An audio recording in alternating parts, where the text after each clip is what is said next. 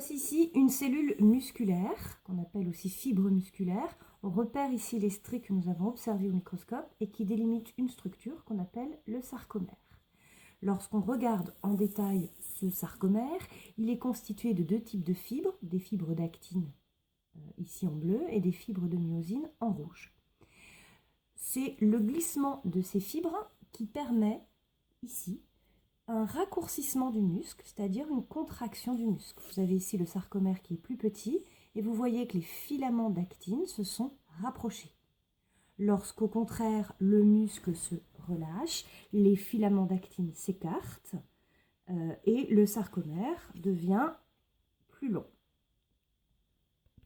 Dans la modélisation qui suit, vous avez l'ADP qui est modélisé par une perle rouge et le phosphate inorganique par une perle rouge et blanche. Vous savez que l'ADP plus phosphate inorganique va donner de l'ATP qui est modélisé ici. On se retrouve ici dans le sarcomère. Vous retrouvez ici la fibre d'actine et vous avez la fibre de myosine qui va se fixer à la fibre d'actine. L'ATP est capable de se fixer à la tête de myosine, ce qui entraîne un détachement de la myosine. Puis l'ATP va s'hydrolyser et le phosphate inorganique va se détacher. On se retrouve avec de l'ADP plus du phosphate inorganique. Ceci entraîne un basculement de la tête de myosine qui change de configuration.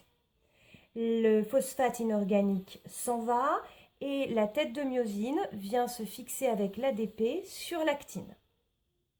Le départ de l'ADP ensuite entraîne à nouveau un changement de la configuration de la tête de myosine qui va basculer et on voit que le filament d'actine se déplace et se rapproche du centre du sarcomère.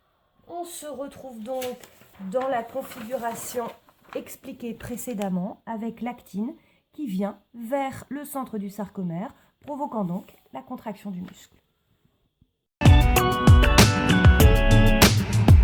I left the hood, now I'm coming off that.